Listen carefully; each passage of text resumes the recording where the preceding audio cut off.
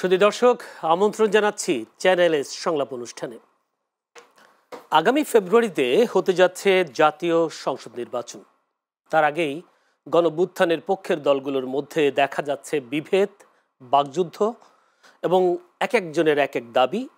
এক দল আরেক দলের বিরুদ্ধে বিস্ফোরক মন্তব্যে 5 আগস্টে গড়ে ওঠা ঐক্যে ফাটল তৈরি করছে প্রতিনিয়ত। আজ এক অনুষ্ঠানে রাজনীতিতে অনৈক্যের সুরের কথা জানিয়ে হতাশা প্রকাশ করেছেন বিএনপি মহাসচিব মির্জা ফখরুল ইসলাম আলমগীর।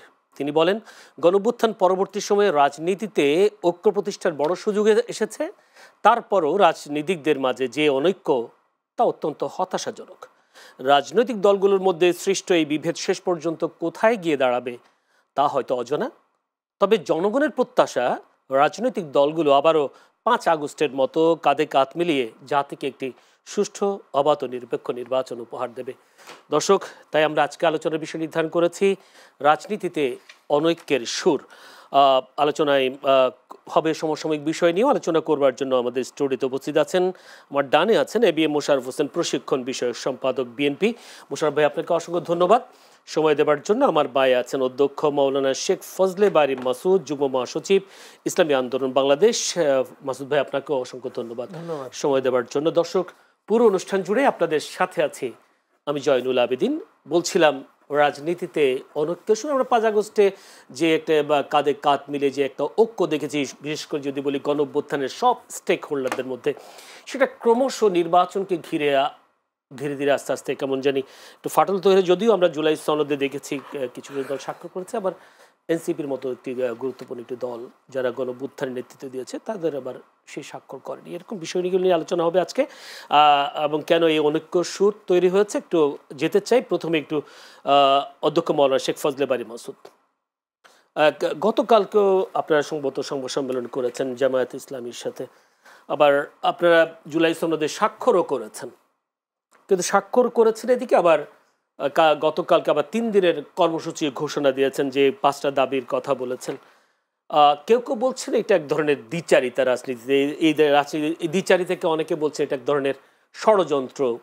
আসলে আমারও প্রশ্ন যে আসলে আপনারা স্বাক্ষর করলেন জুলাই সনদে, যদিও এর আগে জুলাই সনদে স্বাক্ষর করবেন কি করবেন না তা নিয়ে সন্দেহ ছিল, যাবেন কি যাবেন না, এটা দোদুল্যমান একটা অবস্থা ছিল। জামায়াত ইসলামী সহ আপনারা গেলে স্বাক্ষর করলেন, এখন আবার নতুন করে কর্মসূচি দিন, আজকে এই কর্মসূচি শুরু হচ্ছে। কেন এই মানে এক ধরনের দ্বিমুখী আচরণ কেন? যদি অনেক অসংখ্য ধন্যবাদ আপনাকে এবং দর্শক শ্রোতা যারা দেখছেন শুনছেন, সকলকে ইসলামী আন্দোলন বাংলাদেশের পক্ষ থেকে আন্তরিক শুভেচ্ছা এবং অভিনন্দন জানাচ্ছি। আপনি যেটা প্রশ্ন করেছেন যে আসলে আমরা স্বাক্ষরও করেছি জুলাই সনদে, আবার কর্মসূচিও ঘোষণা করেছে, এটা দ্বিচারিতা কিনা। না, বিষয় হলো কি, ইসলামী বা যে কোনো রাজনৈতিক দলের মাঠে কর্মসূচি থাকবে, এটা স্বাভাবিক বিষয়, এটা অস্বাভাবিক কিছু নয়, প্রথম বিষয়। দ্বিতীয় বিষয় হলো জুলাই সনদে স্বাক্ষর করা আর কর্মসূচি দেওয়া, এর মধ্যেও আমি দ্বিচারিতা দেখি না। এজন্য জুলাই সনদে আমরা কি বলেছি, আপনি যথার্থই বলেছেন যে আমরাও স্বাক্ষর করব কি করব না, এটা নিয়ে কিন্তু প্রথমে একটা দোদুল্যমান অবস্থা ছিল, হেজিটেশন ছিল আমাদের মধ্যেও। তো এরপরেও আমরা স্বাক্ষর করেছি। স্বাক্ষরটা কেন করলাম আর হেজিটেশনটা কেন ছিল এটা বুঝতে হবে। সেটা হলো যে আমরা জুলাই সনদে যে বিষয়গুলো, জুলাই সনদের বিষয়ে আমাদের যে মত ছিল, অর্থাৎ জুলাই সনদটা কিভাবে ইমপ্লিমেন্ট হবে, এটা তো শুধু কাগজে আমরা কিছু রাজনৈতিক দল স্বাক্ষর করলেই তো হবে না, এটার আইনি ভিত্তি লাগবে এবং এটা ভবিষ্যতে সংবিধানের অংশ হওয়া ইত্যাদি কিছু কাজ আছে, তাই না? আইনি ভিত্তি দেওয়া হবে এরকম কোনো আশ্বস্ততা পেয়েছেন না? এখন বিষয়টা হলো যে এটা কিন্তু একটা বেসিক জিনিস, যে আইনি ভিত্তি যদি না হয় তাহলে তো আমার এই সনদে স্বাক্ষর করা, এটা কাগজে আমরা 5-7 জনে বলে এরকম কোনো আশ্বাস না পেয়েও আপনারা স্বাক্ষর করেছেন। এটা এ কারণেই আমরা আসলে করতে চাচ্ছিলাম না, আশ্বাস না পেয়ে। তো পরে আমরা যেটা চিন্তা করলাম, বিশেষ করে ইসলামী আন্দোলন বাংলাদেশ, আপনারা জানেন আমরা ইতিবাচক রাজনীতিতে বিশ্বাস করি। আমরা জ্বালাও পোড়াও, ভাঙচুর কিংবা দ্বন্দ্ব, ফাসাদ, এগুলির মধ্যে ইসলামী আন্দোলন বাংলাদেশ কখনোই আমরা এই রাজনীতিতে বিশ্বাস করি না, বরঞ্চ অন্যরা যারা করে তাদেরকেও আমরা পরিবর্তন করতে চাই, এটা আমাদের দাবি। আপনার যে বিক্ষোভ কর্মসূচি করছেন, জনগণের ভোগান্তি হচ্ছে না? আমরা সেই ইতিবাচক রাজনীতির কারণেই কিন্তু আমরা চিন্তা করেছি, যেহেতু আমরা ঐক্যমত্য কমিশনে বসে আলাপ আলোচনা হয়েছে, কাজেই আমরা প্রথম ধাপটা, প্রথম স্টেপটা আমরা সম্পন্ন করি, এই জন্য আমরা স্বাক্ষর করেছি। কিন্তু আমাদের যে দাবিগুলো আছে, এই দাবিগুলো কিন্তু বাস্তবায়ন হয় নাই। না হওয়ার পরেও আমরা আশায় বুক বেঁধে আমরা স্বাক্ষরটা করেছি। কিন্তু এখন আমাদের দাবিগুলি কীভাবে বাস্তবায়ন হবে, সেই দাবি বাস্তবায়নের জন্য আমাদের দেশের যে দুঃখজনক ট্রেডিশন, যে মাঠের রাজনীতি ছাড়া, বিক্ষোভ ছাড়া এদেশের দাবি আদায় করা খুব কঠিন। তো সেজন্যই আমরা দেখলাম 5-6 মাসে আমরা দাবিগুলো উত্থাপন করেও হয় নাই। তো ফলে বাধ্য হয়েই আমরা একরকম রাজপথে আমাদের কর্মসূচি আমাদেরকে দিতে হয়েছে, সেজন্যই আমরা রাজপথে কর্মসূচি করছি। এটাই হলো বিষয়। ধন্যবাদ। একটু যদি আমি মোশাররফ ভাইয়ের কাছে যেতে চাই। মোশাররফ ভাই, নিশ্চয় আপনিও জানেন এনসিপি ওখানে স্বাক্ষর করে নাই, কিন্তু এনসিপি নাহিদ ইসলাম আহ্বায়ক তিনি বলেছেন জনগণের সাথে প্রতারণা করেছেন। বিএনপি, জামায়াত সহ যারা স্বাক্ষর করেছে তারা এক ধরনের জনগণের সাথে প্রতারণা করেছেন আসলে স্বাক্ষর করে। ধন্যবাদ আপনাকে, ধন্যবাদ আমার সহ-আলোচক। আসলে নাহিদ ইসলাম তো ইদানিং নানা বক্তব্য দেয়। কালকে দেখলাম যে জামাত ইসলামের ব্যাপারে বলেছে এটা একটা রাজনৈতিক প্রতারণা। আমার এখানে মনে হয়, দেখেন, জুলাই গণ অভ্যুত্থানের বেশ কিছু পর্যায় আছে। একটা পর্যায়ে ছিল যে আমরা আন্দোলনে সবাই মিলে করেছি, ছাত্ররা নেতৃত্বে ছিল সামনে, কিন্তু পিছনে কিন্তু প্রতিটি রাজনৈতিক দল, সামাজিক শক্তি যারা এই দীর্ঘ 15 বছর শেখ হাসিনার এই অবৈধ শাসনের বিরুদ্ধে ছিল, সবারই কিন্তু একটা কন্ট্রিবিউশন এই আন্দোলনে ছিল। সেই পর্যায়ে আমরা অতিক্রম করে শেখ হাসিনাকে বিদায় করে দিয়ে এই গণ অভ্যুত্থানের আকাঙ্ক্ষাকে কিভাবে বাস্তবায়ন করা যায় তার জন্য কিন্তু রাজনৈতিক দলগুলো এই ঐক্যমত কমিশনের দীর্ঘ প্রায় 8 মাসের মতো আলোচনা, ফেব্রুয়ারিতে শুরু হয়েছে, কিন্তু আপনার এই এখন আলোচনা আছে। আমি মনে করি এটা বিরাট একটা অগ্রগতি। আপনি দেখবেন এই বাংলাদেশের সংকট সমাধানের জন্য আগে কিন্তু বাইরে থেকেও চেষ্টা করা হয়েছিল, কিন্তু আমরা কিন্তু সম্ভব হতে পারি নাই। আপনার নিশ্চয় মনে আছে, এক সময় বাংলাদেশের রাজনীতি যখন সংকট দেখা দিয়েছিল তখন কমনওয়েলথের মহাসচিব এসেছিলেন স্যার লিনিয়ানের কথা আপনার নিশ্চয় মনে আছে। রাজনৈতিক দলগুলির সাথে দীর্ঘদিন আলোচনা করেছেন, কিন্তু সংকট সমাধান করতে পারেনি। তারপর পরবর্তীতে কেয়ারটেকার সরকার বাতিল হওয়ার পর আমলে 2014 নির্বাচনকে জাতিসংঘের আন্ডার সেক্রেটারি জেনারেল তারাঙ্ক সাহেব এসেছিলেন, উনিও কিন্তু আলোচনা করতে পারে নাই। কিন্তু this is the first time in the history of Bangladesh যে আমরা আমাদের নিজস্ব সমস্যা সমাধানের জন্য আমরা অনেকটা সফলতার পথ। আপনি দেখেন 86টা আলোচনার বিষয়বস্তু ছিল, 84টাতে ঐক্যমত হয়েছে। আপনি এর চেয়ে সাফল্য আর কি দেখতে চান? আর যদি সবগুলি যদি ঐক্যমত হয়ে যেত তাহলে তো আমার মনে হয় কোনো আলোচনার প্রয়োজন ছিল না। আপনি একটা প্রেস নোট বলেন, অর্ডিন্যান্স বলেন, অথবা একটা রাষ্ট্রপতির অর্ডার বলেন, জারি করলে আপনার বাস্তবায়ন হয়ে যেত, তা হয় নাই। আমার একটা প্রশ্ন মোশাররফ ভাই, প্রশ্ন হলো গণ অভ্যুত্থানে যারা নেতৃত্ব দিয়েছে, যদি এনসিপি তখন ছিল না, বৈষম্য বিরোধী আন্দোলন ছিল, তারা এই জুলাই অভ্যুত্থানের অনুষ্ঠানে গেল না, সনদ অনুষ্ঠানে, স্বাক্ষর অনুষ্ঠানে গেল না। আপনার কি মনে হয়েছে জুলাই সনদ? কেউ কেউ বলছেন এটা এক ধরনের অসম্পূর্ণ বলছেন, কেউ কেউ স্বাক্ষর। না, আমি সেটা মনে করি। বিএনপি কি মনে করে? আমি মনে করি এটা এনসিপি একটি নতুন রাজনৈতিক দল, তরুণদের একটি সংগঠন, এদের অভিজ্ঞতার নানা ঘাটতি আছে। রাজনীতি একটা কিন্তু অনুশীলনের ব্যাপার, রাজনীতি কিন্তু একটা প্র্যাকটিসের ব্যাপার। আমরা কিন্তু শিখতে শিখতে এই জায়গায় এসেছি। এদের মধ্যে সেই পরিপক্কটা এখন আসছে বলে আমার কাছে মনে হয় না। কারণ আপনি দেখেন, এই গণ অভ্যুত্থানের মূল ক্রেডিটটা কিন্তু রাজনৈতিক দলগুলি কিন্তু মানে বৈষম্য বিরোধী অথবা এনসিপিকেই দিচ্ছে, যার সম্মানস্বরূপ তাদেরকে কিন্তু 3টা উপদেষ্টা দেওয়া হয়েছিল। অর্থাৎ টোটাল ক্রেডিটটা কিন্তু তাদের দিকে ঠেলে দেওয়া হয়েছে। আজকে তারা কি সেই জায়গাটা ধরে রাখতে পেরেছে? পারেনি। নানা বিতর্ক, নানা ভূমিকার কারণে আজকে তাদের সেই জনপ্রিয়তা বলেন যায়, সেই বিশ্বাসযোগ্যতা অনেকটা একটা তলানি। তারা অভিজ্ঞতার দিক দিয়ে ফেলবে। না, আমি একটু বলি, এখানে উচিত ছিল কি তাদের আজকে সকল বিষয় ঐক্যমত হবে এটার আপনার বলার কোনো প্রয়োজন নেই, মানে কোনো সুযোগ নাই। ওনারা উচিত ছিল যদি ওই নাগরিক পার্টি যদি ওখানে যেতেন এবং এমন একটা পরিস্থিতি তৈরি করতেন যে ওনাদের কারণেই আজকের ঐক্যমত কমিশনটা বাস্তবায়িত হচ্ছে, সেটা কিন্তু তাদের রাজনীতির জন্য একটা মাইল ফলক হিসেবে থাকতেন। কিন্তু এখন তা অনেকে বলছে যে হয়তো দেখেন এই যে জামাতের বিরুদ্ধে হঠাৎ বিবৃতি দেওয়া তো কথা ছিল না, হয়তো জামাতের সাথে তারা একটা অথবা ইসলামী আন্দোলনের সাথে একটা হিডেন তাদের কোনো কন্ট্যাক্ট ছিল, যেটা তারা ফেল করেছে, যার জন্য বলছে যে এরা মানে হিডেন কোনো চুক্তি ছিল বলে মনে করছেন। তাই তো বলছে। আগের দিন তো বিএনপি সালাউদ্দিনের বিরুদ্ধে বলেছে না, সালাউদ্দিনের বিরুদ্ধে কি বলছে যে জুলাই যোদ্ধাদেরকে সে মূল্যায়ন করেনি, এইটা বলেছে। আর ইসলামী আন্দোলন আর জামাত কি বলেছিলেন? যদি পিআর সংযুক্ত না হয় তারা আমরা স্বাক্ষর করব না। তাহলে হয়, তারা স্বাক্ষর করলো কেন? অর্থাৎ এখানে আমি মনে করি না, জাতীয় নাগরিক কমিটি একটা ট্যাপের মধ্যে পড়ে গেছে, যার ওখান থেকে এখন বেরিয়ে যাওয়ার জন্য তারা নানা কৌশলের দিকে এগোচ্ছে। কারণ সর্বশেষ যেই ঐক্যমত কমিশনের যে স্বাক্ষরটা হয়েছে, আমি মনে করি বাংলাদেশের ইতিহাসে এইটা একটা মাইল ফলক হিসাবে থাকবে। এবং যে কোনো রাজনীতি, এখানে মাসুদ ভাই বলছে যে এইটার ভিত্তিটা কি, আজকে যে কমিটমেন্ট আপনি জাতির সাথে করেছেন, এই কমিটমেন্টের বাইরে গিয়ে যেই রাজনৈতিক দল ভূমিকা নেবে, আগামী নির্বাচনে জনগণ কিন্তু তার সঠিক জবাব দেবে। এইটা রাজনৈতিক দলরা কিন্তু মনে রাখা উচিত। জি, আপনি কি মনে করছেন যে জুলাই সনদে স্বাক্ষর হওয়ার পর এখন সকল সমস্যার সমাধান হয়ে গেছে? একদিনে কি সকল সমস্যার সমাধান সম্ভব? এটা ধারাবাহিক প্রক্রিয়া। আমি কাজ করব, কাজ করতে গিয়ে আমার নানা সংকটের মুখোমুখি আমি হব, সেইটা মোকাবেলা করার জন্য কি পন্থা অবলম্বন করে সেইটা আমাকে উদ্ভাবন করতে হবে, আলোচনা করতে হবে, ওইটা সমাধান করতে হবে। ধন্যবাদ। একটু মাসুদ ভাই, আসলে কি এনসিপির সাথে আপনাদের কোনো হিডেন চুক্তি ছিল কি? না, ইসলামী আন্দোলনকে আমি তো চিনি, আমি তো ইসলামী আন্দোলন করি।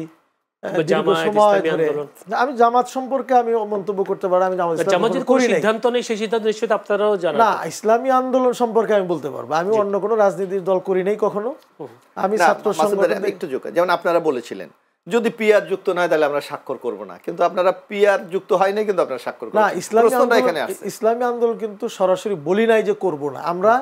আমি তো আগে বলেছি ইসলামী আন্দোলন ইতিবাচক রাজনীতি বিশ্বাস করে। আমরা বলেছি যে পিআর না হলে আমরা নাও করতে পারি।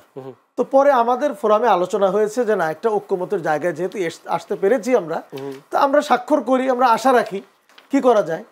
তো সেজন্যই কিন্তু আমরা স্বাক্ষরটা করেছি, আসলে হিডেন কিছু নাই। বিষয়টা হলো কি যে আপনি জানেন যে বিপ্লব এক জিনিস, রাজনীতি আর এক জিনিস, রাষ্ট্র চালানো আর এক জিনিস, এগুলি অভিজ্ঞতার ব্যাপার। বিপ্লব আপনি করতে পারেন, আপনার মধ্যে যদি চেতনা থাকে, আপনি মানুষকে উদ্বুদ্ধ করতে পারেন। শেখ মুজিবুর রহমান কিন্তু মানুষকে খুব উত্তেজিত করতে পারতো, নামাইতে পারতো, কিন্তু রাষ্ট্র কিন্তু চালাতে পারেন নাই। রাষ্ট্র চালাতে গিয়েই যে প্রথম তিনি হোঁচট খেয়েছেন। তিনি পাকিস্তান থেকে এসেই কাকে কি কোন মর্যাদা রাখতে হবে সেটা কিন্তু পারেন নাই। তো এরকম আমরাও মনে করি নাহিদ ইসলামকেও আমরা ভালো জানি, সে তো নেতৃত্ব দিয়েছে। আমরাও তাকে বলতে চাই যে রাজনীতি, আপনি বিপ্লবের সময় ছিলেন, আমরা তার ওয়েলকাম, ভালো জানি। কিন্তু বিষয়টা হলো রাজনীতিতে কিন্তু আরেকটা কথা আছে, যদি আপনি বারবার ভুল করেন তাহলে কিন্তু আপনাকে ছুঁড়ে ফেলে দিবে মানুষ।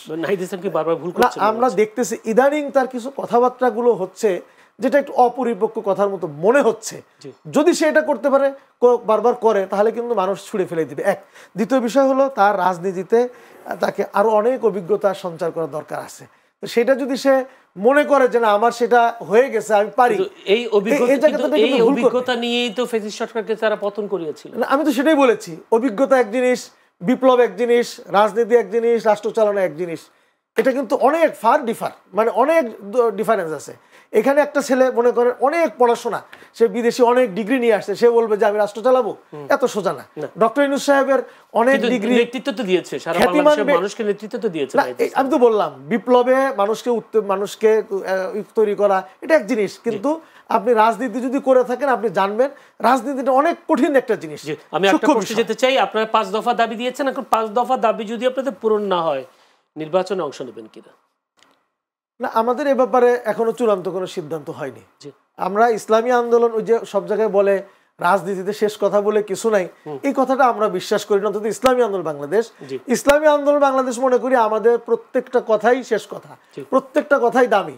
কোরআন শরীফে আল্লাহ পাক সতর্ক করেছেন, মা ইয়ালফিযু মিন কাওলিন ইল্লা লাদাইহি রাকিবুন আতীদ, তুমি যে কথাটাই বলবে সেটাই লিপিবদ্ধ হবে। কাজেই আমরা মনে করি যে আমাদের ইসলামী আন্দোলন বাংলাদেশ কখনোই আমাদের আমির আজকে এক কথা, কালকে এক কথা, পরশু এক কথা আমাদের আমির কখনো বলেন না। আমরা সেজন্যই বলতে চাই যে আমরা ইতিবাচক রাজনীতি বিশ্বাসী, আমরা দেশের কল্যাণে আমরা আমাদের সিদ্ধান্ত চেঞ্জ করব। আপনার সাথে একটা দ্বিমত আছে, সেটা হলো আপনাদের আমির বা ইসলামী আন্দোলন জামাতকে তো কখনো ইসলামী সংগঠন মনে করতো না। না, আমরা এখন তো আপনারা জোট করেছেন। না, আমরা এখন কিভাবে জোট করেছি সেটা হয়তো আগেও আমরা বলেছি। আমরা এখানে জোট করি না, আমরা নির্বাচনের সমঝোতা করেছি। তাদের আদর্শ তাদের কাছে, আমাদের আদর্শ আমাদের কাছে।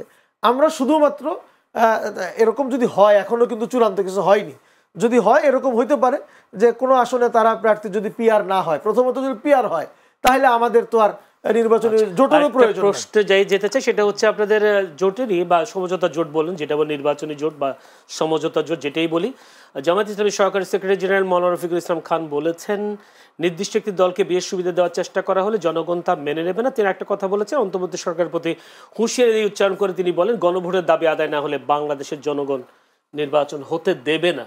আজকে তিনি এই বক্তব্যটা দিয়েছেন। তা জামাতের এই বক্তব্যের সাথে আপনাদের ঐকমত তো নাকি আসলে জামাতের নেতার বক্তব্যের তো আমি দায় নিতে পারবো না বা সেটা সম্পর্কে আমি বলতে পারবো না, তাদের বক্তব্য। না আমরা দেখেছি যে আপনারা জামাত যখন স্বাক্ষর করবেন না বলছেন, আপনারাও স্বাক্ষর করবেন না, জামাত যখন স্বাক্ষর করতে গেলেন আপনারাও স্বাক্ষর করতে গেলেন। না, এটা একটা ভুল ধারণা।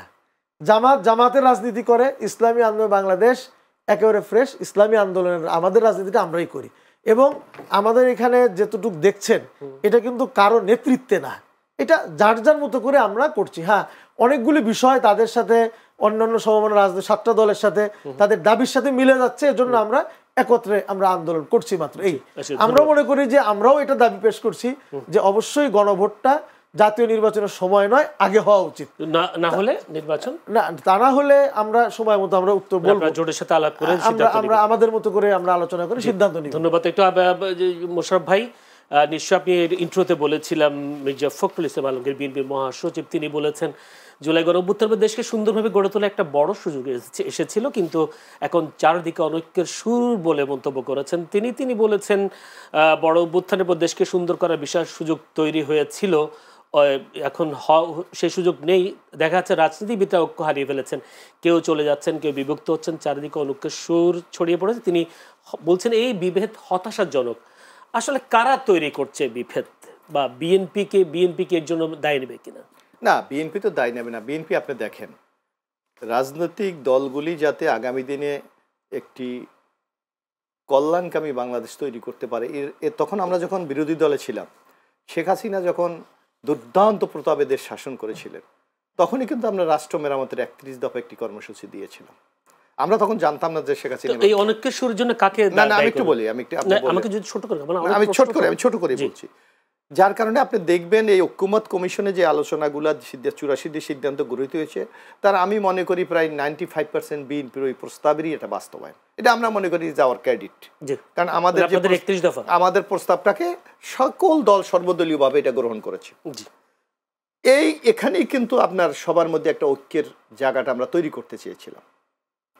কিন্তু আজকে দেখেন নানা এজেন্ডাকে যুক্ত করে আজকে ঐক্যকে একটা আজকে বিভক্ত করার চেষ্টা করে। দেখুন আপনি যদি আমি একেবারে আমরা নির্মোহভাবে বলতে চাই, যে আলোচনাগুলো আমাদের মধ্যে দীর্ঘদিন রাজনৈতিক দলগুলির মধ্যে হয়েছে, ইনক্লুডিং ইসলামী আন্দোলন বা জামাত ইসলামী বাংলাদেশ, আপনি পিআর কি কখনো আপনি আন্দোলন বা কোনো জায়গায় আপনি শুনেছেন? শুনেন নাই না, পিআর শুনে নেই। আর এর আগে তত্ত্বাবধায়ক শোনা যায়নি, তত্ত্বাবধায়ক সবাই আন্দোলন করেছে 91 পরে। হ্যাঁ, তো সুতরাং হঠাৎ করে যখন এই পিআর আসলো, আমরা মনে করি এখানে একটা বিভক্তির জায়গাটা তৈরি করা হয়েছে। এটা ইচ্ছা করলে কিন্তু এই জায়গাটাকে আমরা অ্যাভয়েড করতে পারতাম, কারণ আমরা রাজনীতি করি কারের জন্য? বাংলাদেশের মানুষের জন্য। যেই মানুষের মনোজগতে কি পিআর আছে, অথবা আমাদের দেশের আর্থ সামাজিক মনস্তাত্ত্বিক অর্থনৈতিক প্রেক্ষাপটে বাংলাদেশে পিআর কি খুব টেকসই? মনে হয় না। কারণ বাংলাদেশে একটা স্থিতিশীল গভর্নমেন্ট দরকার। কারণ শেখ হাসিনা যে এই বাংলাদেশটাকে একটা ধ্বংসের দ্বার প্রান্তে নিয়ে গেছে, এই জায়গা থেকে যদি আমরা পুনর্গঠন করতে চাই, আমাদের রাজনৈতিক স্থিতিশীলতা দরকার, আমাদের অর্থনৈতিক পুনর্গঠন দরকার, আমাদের রাজনৈতিক দলগুলির মধ্যে ঐক্য দরকার, সামগ্রিকভাবে সবার কন্ট্রিবিউশনের মাধ্যমে এই দেশটাকে এগিয়ে নিয়ে যাওয়া দরকার। সেটাই আমাদের মহাসচিব। আপনি কি বলতেছেন যে পিআর দাবি করার কারণে অনেক এই যে কিছু ঐক্যর কারণ, আজকে যদি আমরা সবাই মিলে, আপনি মনে করেন সবাই মিলে, সেটা তো বিএনপিও দাবি মেনে নিলে তো হয়ে যায়, অনেক কটা চলে যায় পিআর দাবি মেনে নিলে। পিআর আপনি যেটা বলছেন পিআর মানার যৌক্তিকতা কতটুকু আপনি দেখেন। বাংলাদেশের মানুষ কি চায়?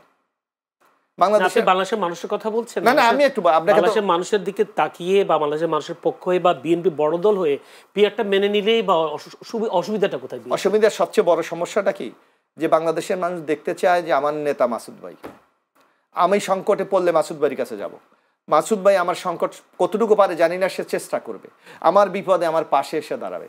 কিন্তু পিআরে কি এই ব্যাপারে সম্ভব? নাম্বার 1। নাম্বার 2, আমি আপনাকে অঙ্ক কষে পরিসংখ্যান দিয়ে দেখাতে পারবো পিআর পদ্ধতিতে কখনো দেশে স্থিতিশীল সরকার তৈরি করা সম্ভব না, বরং মাস্ট বি জোট সরকার হতে হবে।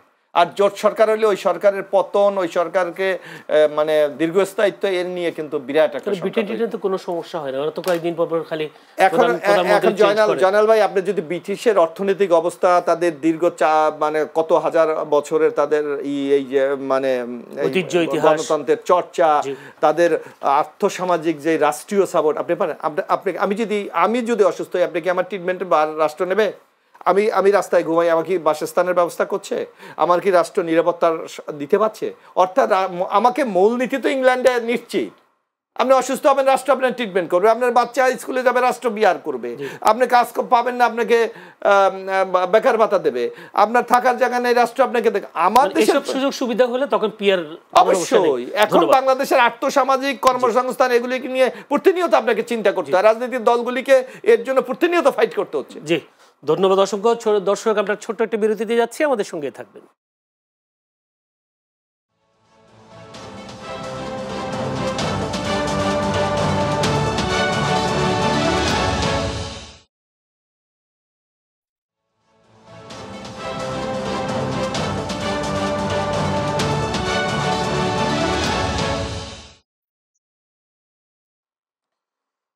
দর্শক, আবারও আমন্ত্রণ চ্যানেলের সংলাপ অনুষ্ঠানে। বিরতি যেতে যাওয়ার আগে আলোচনা চলছিল রাজনীতির অনৈক্যের সুর।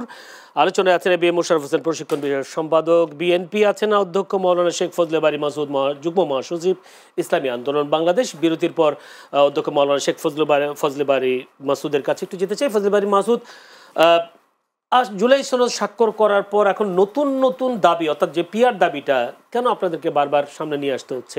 যেখানে উনি বলছেন জনগণ এটা মানতে চায় না বা জনগণ চায় না, একটা ব্রিটিশের একটি সিস্টেম, ব্রিটেনের মতো দেশে যেখানে কার্যকর, সেখানে ঘন ঘন প্রধানমন্ত্রী পাল্টায়। কিন্তু বাংলাদেশের যদি এই অবস্থা হয় পিয়ারের কারণে, সে দায় বা কে নেবে? জনগণকে আসলে যারা জনগণের যে সরকারের দিকে চেয়ে থাকে কিছু পাওয়ার জন্য, সেই পরিস্থিতিতে বাংলাদেশের মতো দেশে কেন আপনারা বারবার পিয়ারের কথা বলে দেশে অনৈক্য তৈরি করতে চাচ্ছেন?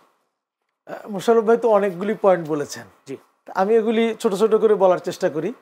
প্রথম বিষয় ছোট ছোট করেই বলার চেষ্টা করছি। প্রথম বিষয় হলো, পিয়ারটা কিন্তু আমরা হঠাৎ নিয়ে আসিনি। পিয়ার নিয়ে আমাদের আলোচনা ছিল 2008 সাল থেকে। আমরা সেই ফখরুদ্দিনের সময় আমরা এটাকে লিখিতভাবে আমরা দিয়েছি।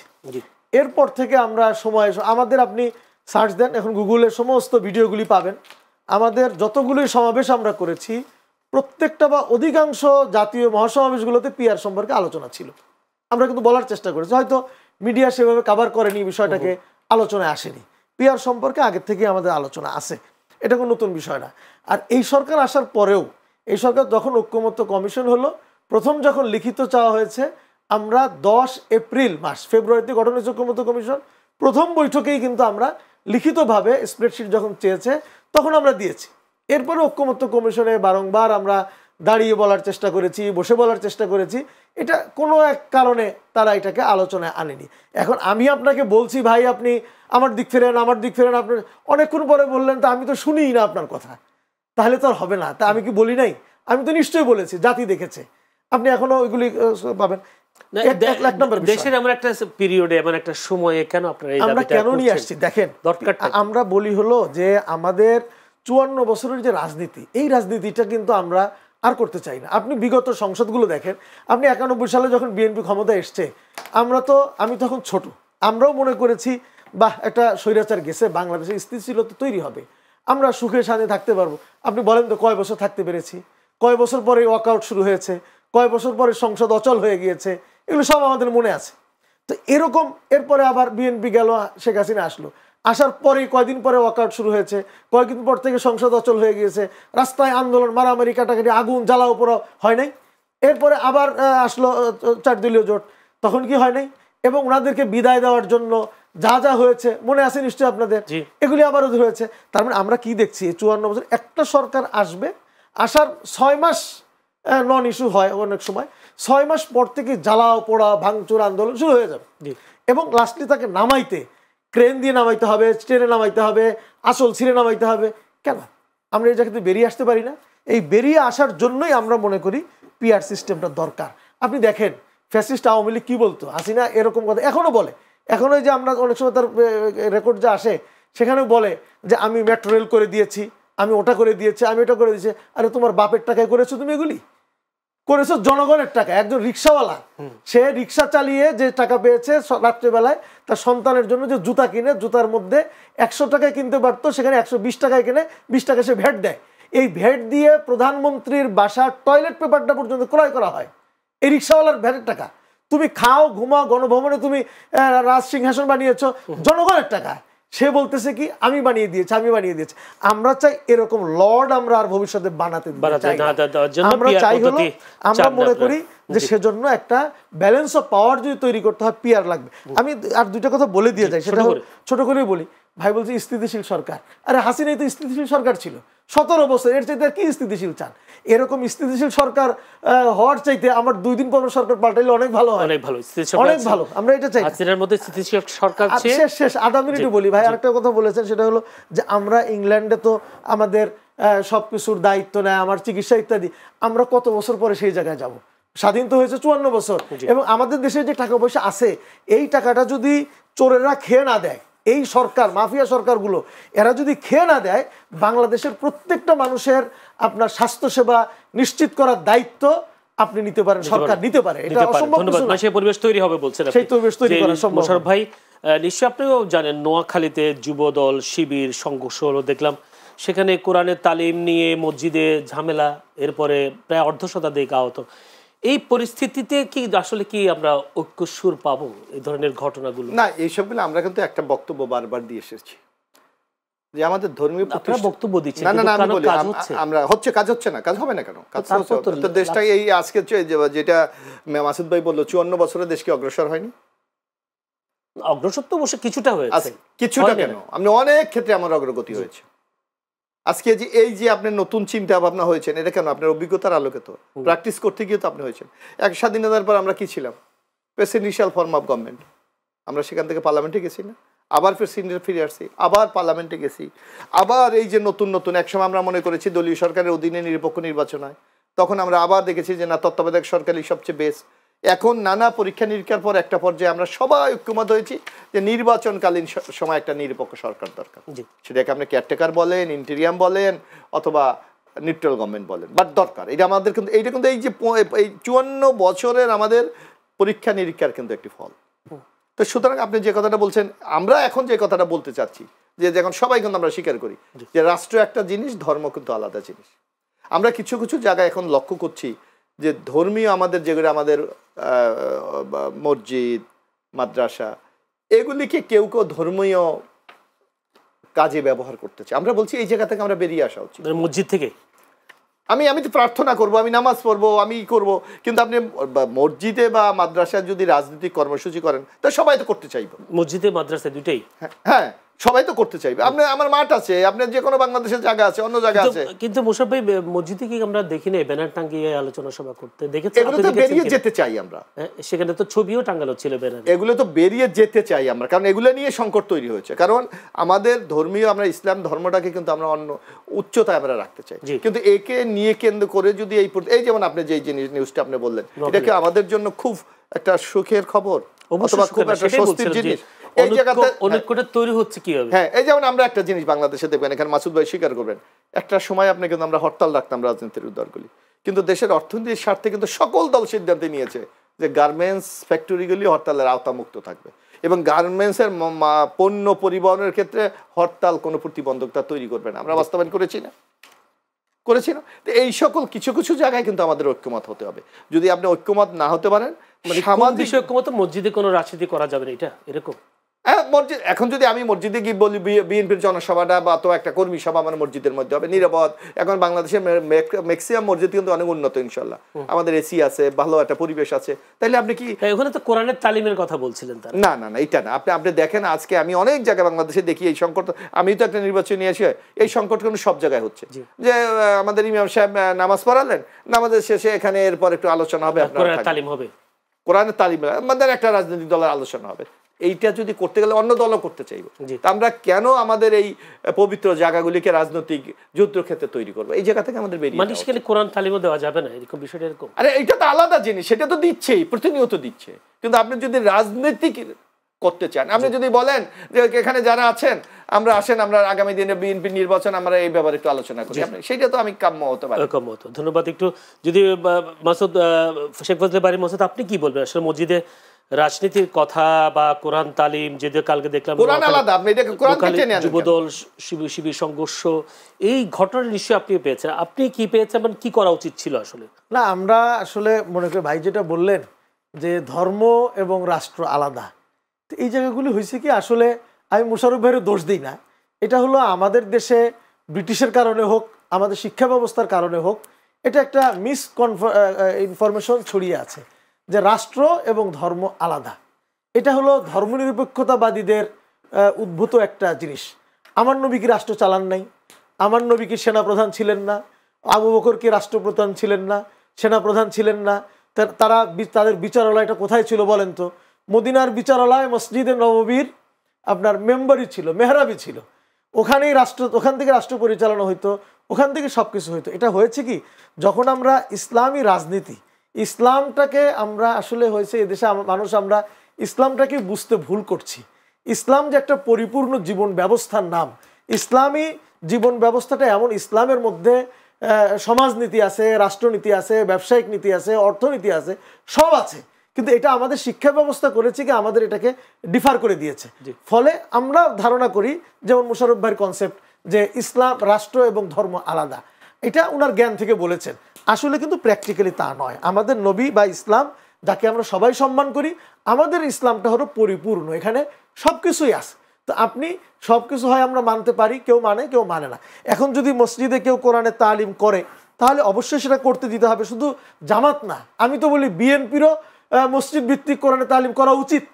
তারাও যদি মসজিদ ভিত্তিক কোরআনের তালিম শুরু করে, তাহলে এটা তাদের কর্মীর জন্য ভালো হবে। এই ব্যাপার, এটা নিয়ে আমাদের কোনো আপত্তি নেই, কিন্তু আপনি যদি মসজিদের রাজনৈতিক সভা করেন, কর্মী সভা করেন, আমাদের বক্তব্য হলো ওখানে, যদি সেখানে ইসলাম থাকে, মনে করেন ইসলাম আলাদা। আপনি ইসলামের কথা বলে লাস্টে আমাকে বললেন যে আপনারা যারা এখানে উপস্থিত আছেন আগামী দিনে রাষ্ট্রের এইটার জন্য আপনারা ধানের শীষে ভোট দেবেন, তাহলে কি ইসলামের ওই যে উদ্দেশ্যটা কি আমি কাজ করলেন সেটা কি থাকবে? দেখেন, আমরা যে রাজনীতিটা করি, আমরা আসলে হয়েছে কি বাংলাদেশে অনেকগুলি মিস ইনফরমেশন আছে।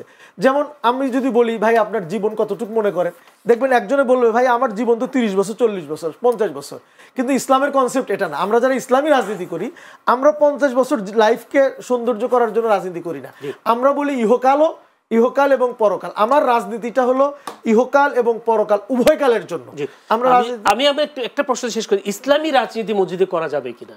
আমরা তো মনে করি আমরা নামাজও যে জন্য পড়ি, আমরা রাজনীতিটা ওজন্যই করি, একই কারণে করি। আমি একটু নামাজ যদি মসজিদে পড়া যায়, রাজনীতি করা যায় মসজিদে।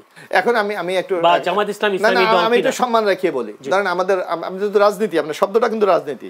এখন যদি মনে করেন হিন্দু কমিউনিটির কেউ অথবা খ্রিস্টান কমিউনিটির অথবা উপজাতি যারা আছে, তারা আমার মসজিদে মিটিং করতে চায়, আমি কি দেবো? তাদের কি সে অধিকার আছে? আপনি তো আমার তো রাষ্ট্র, আমার সবার তো আমাকে তো রাজনৈতিক কর্মসূচি সবাই তো আলাদা উপাসনালয়, আমি যদি করতে চাই আপনি কি দেবেন? এটা তো দেওয়ার সম্ভব কিনা? তাহলে আপনি কেন আপনার এই ধর্মটাকে আপনি একটা বিতর্কের মধ্যে ফেলে দেবেন? আপনার ধর্মীয় প্রতিষ্ঠানগুলিকে কেন বিতর্কের মধ্যে ফেলে দেবেন? আমাদের বাংলাদেশের জায়গার কি অভাব আছে?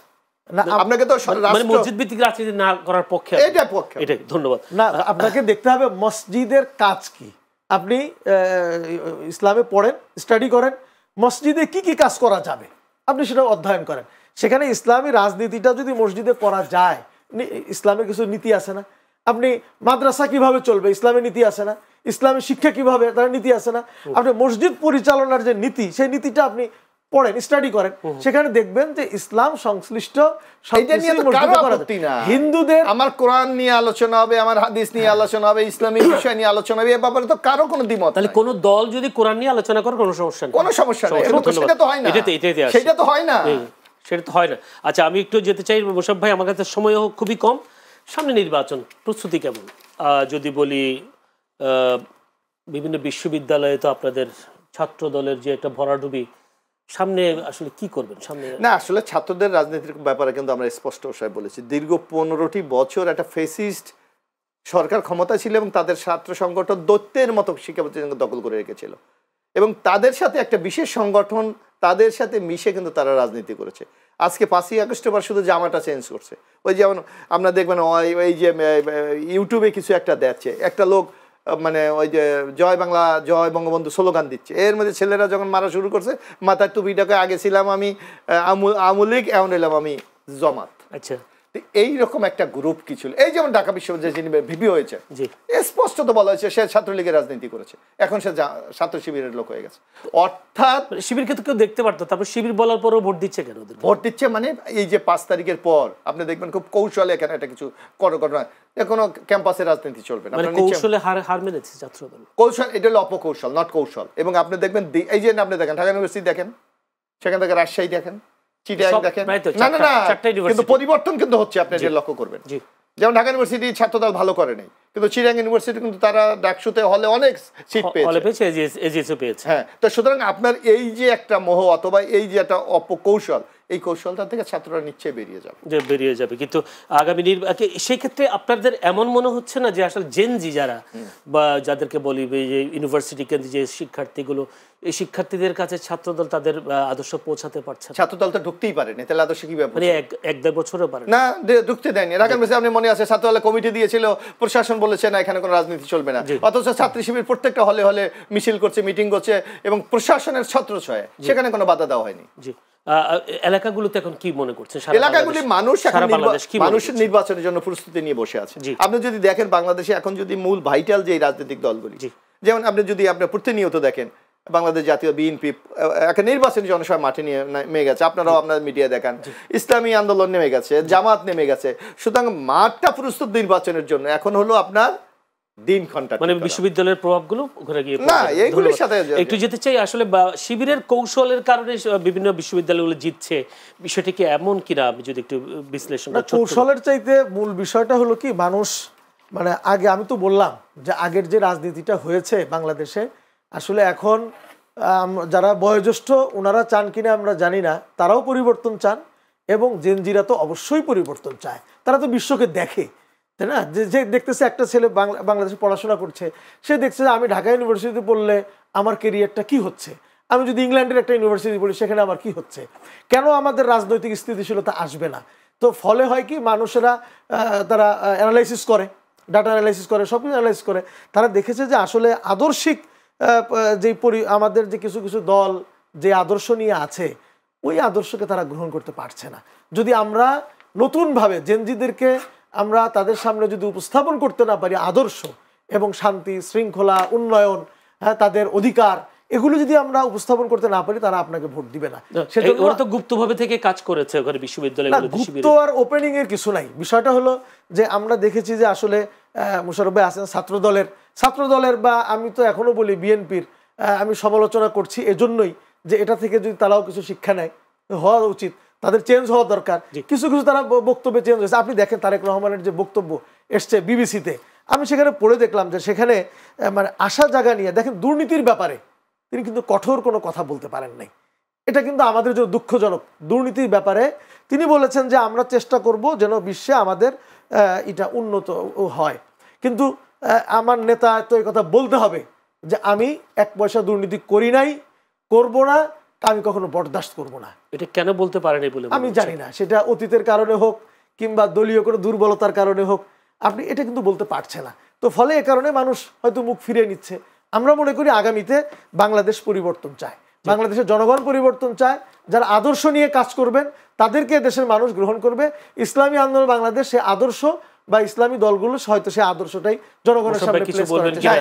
এখানে মাসুদ ভাইয়ের বক্তব্যের সাথে আমি একমত। উনি একটা বিশেষ বিষয়টাকে ওখানে সামনে টেনে নিয়েছে। অথচ আপনি দেখেন বাংলাদেশের বিভিন্ন গণমাধ্যমগুলি আপনারা জরিপ করছেন, বাংলাদেশে 84% মানুষ তারেক রহমানের এই বক্তব্যকে ইতিবাচক হিসাবে দেখছে। এবং শুধু একটা কম্পোনেন্ট দিয়ে কিন্তু এটা রাষ্ট্র পরিচালনা করা যায় না।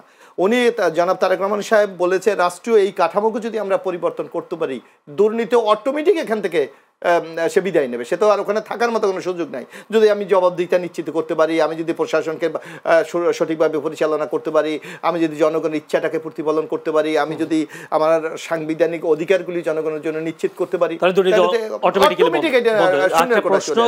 তারেক রহমান সেখানে আরেকটা কথা বলেছেন যে বিএনপি সরকার সময় সাংবাদিকদের কোনো ধরনের নির্যাতন করা হয়নি বলে দাবি করেছেন দলটির ভারপ্রাপ্ত চেয়ারম্যান তারেক রহমান। গতকালকে আমরা দেখলাম বিএনপি চেয়ারপারসন গুলশান কার্যালয়ে সাংবাদিকদের মারধর করা হয়েছে এবং 3 জন সাংবাদিক আহত হয়েছে। তাহলে তারেক রহমানের যে বক্তব্য, সেই বক্তব্যের প্রতিফলন তো হচ্ছে না। আমি একটা কথা বলি, আমি ইতিমধ্যে দেখবেন যে গতকালকে এটা নিয়ে আমাদের মহাসচিব বিবৃতি দিয়েছে এবং ইতিমধ্যে একটা তদন্ত কমিটি করে দিয়েছে এবং স্পষ্ট ভাষা বলে দেওয়া হয়েছে যে আমরা যারা অভিযুক্ত তাদের বিরুদ্ধে কি করেছে না, আমি বলি এটা নিচ্ছে এবং কোন ব্যক্তির দায় কিন্তু জাতীয়তাবাদী দল নেবে না। সুতরাং যারা বিএনপি চেয়ারপারসনের গুলশানের কার্যালয়ে না, এখন ঘটনাটা কি ঘটেছে, কি কারণে, এটা যদি আপনি একটা পূর্ণাঙ্গ রিপোর্ট না হলে তো আপনি বুঝবেন না এটা কি কোনো গণমাধ্যমের কোনো সংবাদ নিয়ে না ব্যক্তি কোনো বিষয় নিয়ে। মাহমুদুর রহমান তো বলেছেন, আমাদের সম্পাদক, তিনি বলেছেন যে বিএনপির আক্রোশ আছে আমার দেশের উপর। না, সেইটা তো এক একটা হাউসের তো এক এক ধরনের আইডিওলজি আছে, আছে, সেইটা আলাদা, সেটা যে বলতেই পারে। যেমন আপনার ইচ্ছায় মনে আছে নিচে এখন বিটিভিকে যদি আপনি বলেন আওয়ামী লীগের আমলে যে এটা অন্য বিরোধী দলের রাজনীতিকে সার্ভ করবে, এটা কি বিশ্বাসযোগ্য করার কোনো সুযোগ আছে?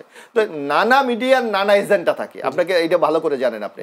সেই এজেন্ডা থেকে কতটুকু গণমাধ্যমগুলি মুক্ত হতে পেরেছে, এইটাও কিন্তু আগামী দিনের জন্য বিরাট চ্যালেঞ্জ। এখন সত্য কথা বলতে গেলে মাহমুদুর রহমান বলতে পারে ইন্ডিভিজুয়াল, সে একটা ব্যক্তি এবং সে একটা প্রতিষ্ঠান চালায়, সুতরাং তার প্রতিষ্ঠানের ক্রেডিবিলিটির সম্বন্ধে সে বলবে, এটাই স্বাভাবিক।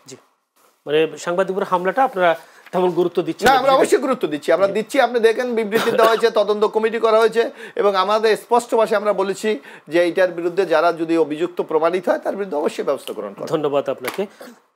দর্শক, এতক্ষণ আলোচনা চলছিল রাজনীতিতে অনৈক্যের সুর। আমরা জানি না সেই অনৈক্য কতদিনে ঐক্যে ফিরে আসবে এবং আমরা চাই একটা সুন্দর নির্বাচন, যেখানে সকলে কাঁধে কাঁধ মিলিয়ে নির্বাচন কেন্দ্রগুলোতে ভোট দিবেন এবং একটি স্থিতিশীল সরকার নির্বাচিত করবেন, অর্থাৎ একটি দলকে নির্বাচিত করে দেশটাকে সুন্দরভাবে পরিচালিত করবেন, এই প্রত্যাশা রাখছি। দর্শক, এতক্ষণ আলোচনায় ছিলেন এবিএম মোশাররফ হোসেন, প্রশিক্ষণ বিষয়ক সম্পাদক বিএনপি, ছিলেন অধ্যক্ষ মাওলানা শেখ ফজলে বারী মাসুদ, যুব মহাসচিব ইসলামী আন্দোলন বাংলাদেশ। দুজনকে অসংখ্য ধন্যবাদ সময় দেওয়ার জন্য। দর্শক, আপনারাও আমাদের অনুষ্ঠান দেখবার জন্য আপনাদের প্রাণঢালা অভিনন্দন, শুভেচ্ছা জানিয়ে আজকের মতো এখানে শেষ করছি। আগামীকাল একই সময়ে চ্যানেল সংলাপ অনুষ্ঠান দেখার আমন্ত্রণ জানাচ্ছি।